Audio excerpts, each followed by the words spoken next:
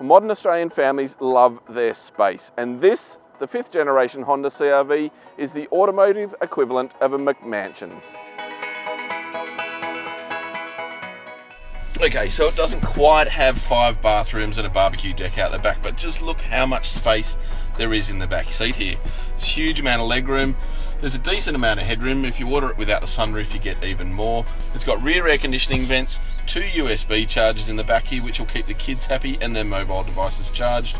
And it's amongst the biggest in its class for boot capacity. Up front, the storage options are just as handy, with plenty of cubby holes, including large pockets in each of the doors and a smart centre console with a 3-way partition that makes it convenient to either house a smartphone or something as large as a handbag or a laptop computer. And now, for the first time, if you need to carry a few more kids every now and then, the CR-V is available with a 7-seat variant. Well, it doesn't matter how many people you're carrying, because from behind the steering wheel here, it's a pretty good place to sit too. There's plenty of vision out the front, there's excellent comfy seats, there's lots of cubby holes in the dash, and there's a great digital dash display here, which has even got an F1 style tacho. There's also a 7-inch colour touchscreen with Apple CarPlay and Android Auto in every model. The CR-V is available in 5 different model grades, starting at $30,690 for the entry-level VTI and topping out at $44,290 for the flagship fully loaded VTI LX.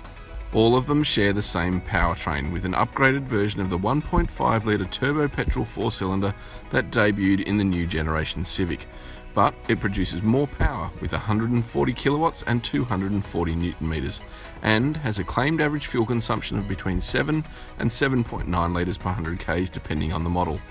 In all models, it's hooked up to a CVT automatic that ensures the engine is spinning within its sweet spot. While it is one of the best of its type, it still feels inherently sluggish away from a standstill, and will flare the revs under heavy acceleration. It's a great little engine with plenty of low-down pulling power, and is certainly adequate and smooth enough for this modern SUV segment. As for how it drives, well, it's got a nice supple ride to it.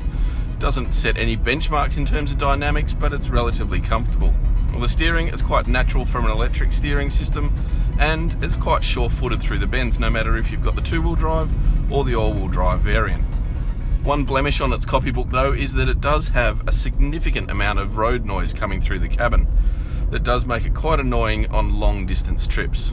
And if you value safety, well, you're going to have to stump up for the fuller fruit VTI LX, because that's the only model available with all the latest driver aids, including AEB and lane departure warnings, which is a shame because modern families really should have all the latest safety gear.